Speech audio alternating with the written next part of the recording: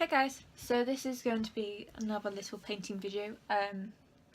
This is completely different canvas, obviously it's a different painting compared to the one I did last time. This one is much more in stage 2, just because I still need to get the basic shapes and make sure the kind of marks and, well, these branches are more in the right position. Today, focus on the backdrop, i.e. the background. Get more basic shapes in, trying to pinpoint where little bits of the items start and then just carry on. So what I want to do is sort out this shape, because this shape needs to be a lot bigger, but I think this part needs to move over. Okay, I'm just taking it straight from the nib. Now I've figured out a way of painting better, because I'm more focusing on the shapes rather than the colour, so it comes more down here.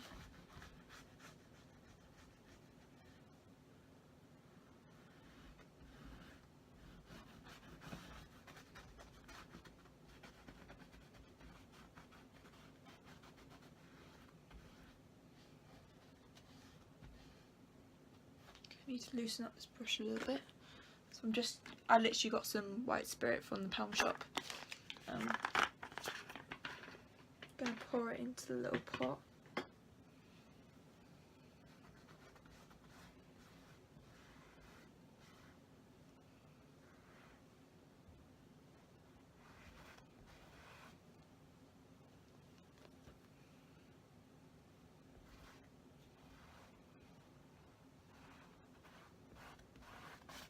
As you may have guessed, my easel does move around a lot on my easel.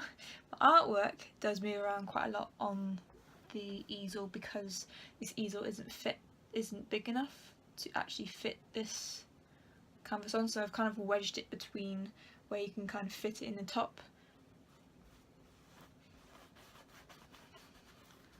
Naturally, because there's quite a lot of paint on here as well, as most of my canvases do, because I tend to try and find the right composition for the canvas that I use, and obviously if it doesn't work then I just kind of go over it in spray paint and then just carry on.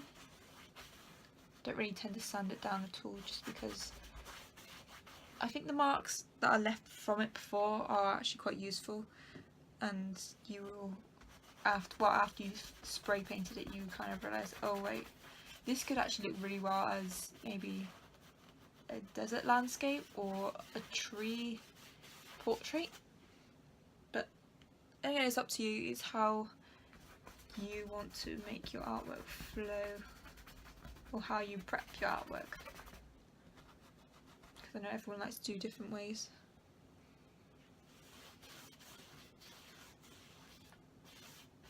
Okay, that bit comes up just there.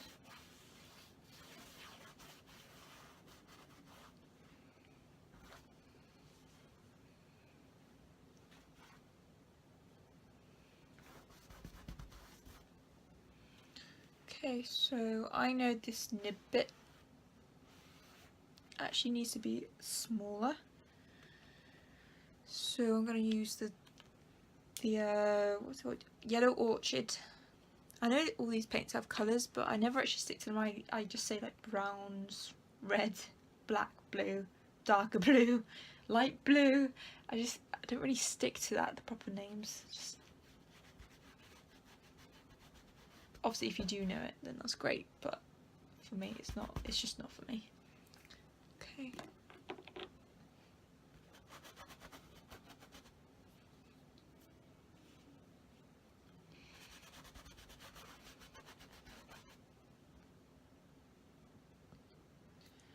Okay, so this part over here needs to be cut off here.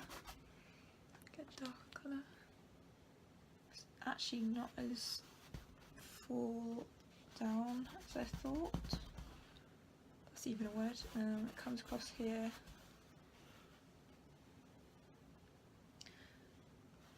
But this angle is more out here, so it finishes about here.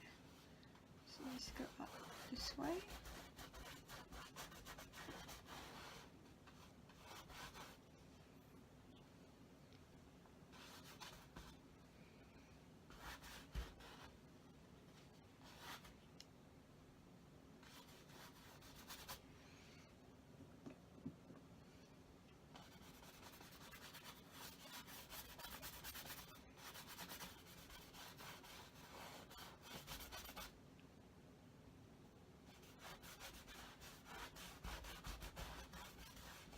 Sorry if the movement of the canvas is annoying you. I'm only doing my best and I'm afraid that's all I can do right now.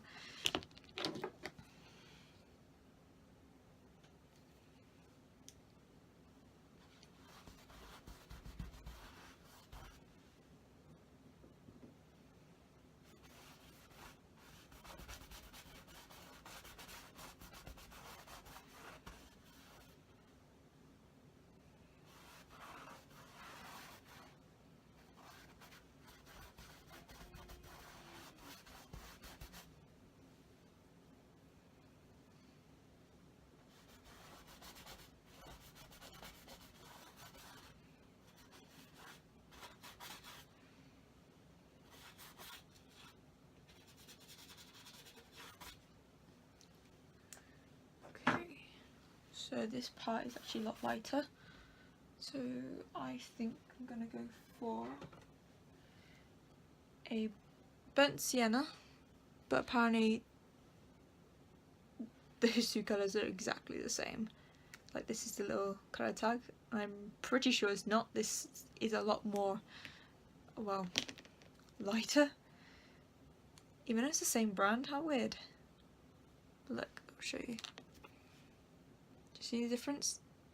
This one's obviously a lot more oaky, this one's a lot more burnt. So I won't call it burnt sienna, I'll say oaky sienna. Okay, so oh, I don't know why I put it there. Put it across here.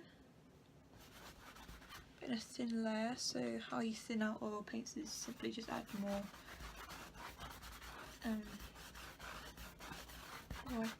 spirit to it. Obviously with thinner oil paints you're gonna get it dry faster.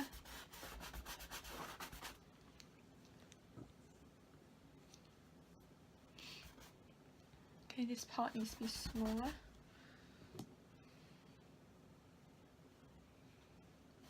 So I'm just gonna pop a bit there. Straight. Straight.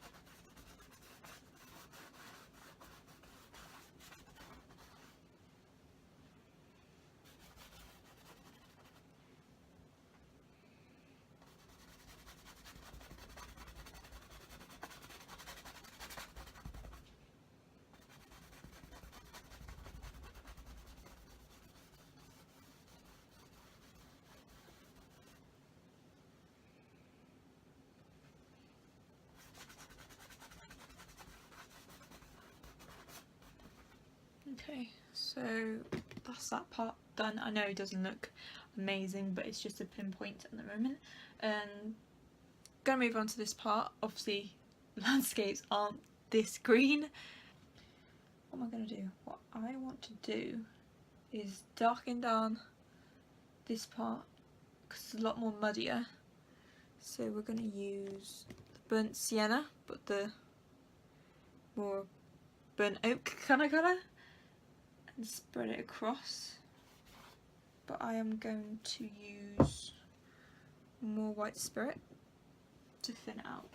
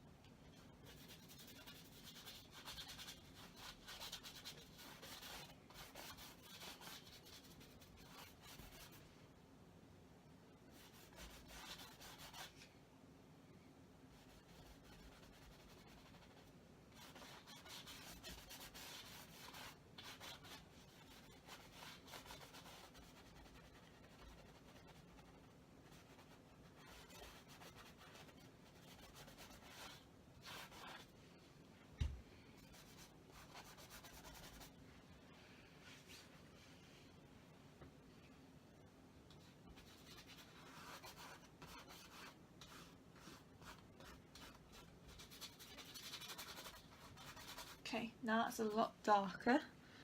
I'm going to jump back right over here just because I feel like it, and I never really stay in one position at the same time because it just kind of goes a bit weird, and I start questioning my own artist. I want to say artist talent, but that's not the right word. Artist judgment, and it just doesn't. I ended up ruining it basically. So this part is gonna be some more burnt oak.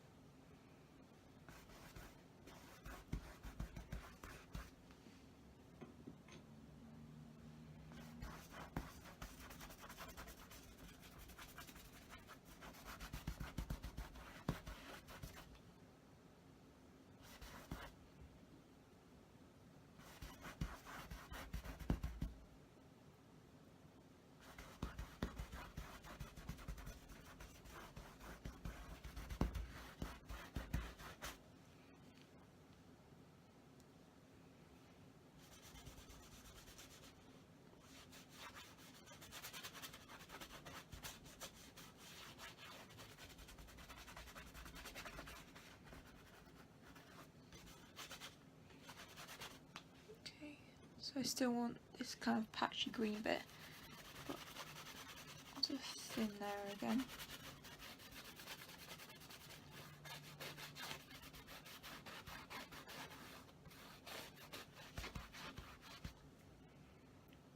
Honestly, out of all the mediums that I've ever done, I always find painting the hardest, but the most satisfying when you get right.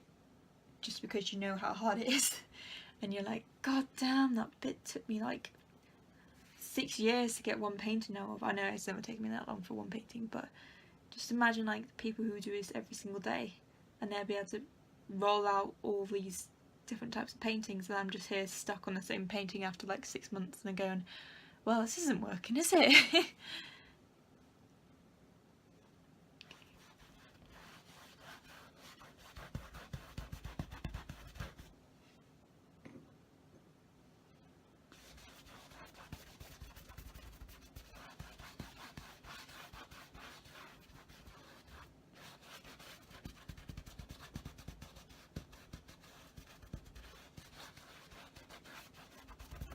Okay, I'm going to leave that part of the wood, I think. Okay, oh bloody hell, it's 17 minutes long already. I think that'll do for today. I'll just quickly show you. Okay, so this is what we've basically done. I don't think you can see because of the glare. Just move it a wee bit. I've basically just put in this darker area and then just kind of oblonged this shape a bit more. I think it actually needs to decrease in size as well because it's not actually that big on the photograph.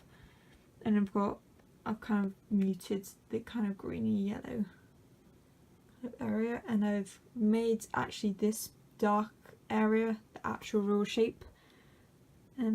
But this is what I've got for the rest of it. The top part is getting there, but again, it's really hard painting. But I will continue to paint as always. If you like this video, as always, give it a thumbs up, like, subscribe, all that positive and negative critical reviews would be great, as always. I take it on the head as long as you're not too mean. But anyways, thanks very much, and I shall see you guys for the next video. Bye!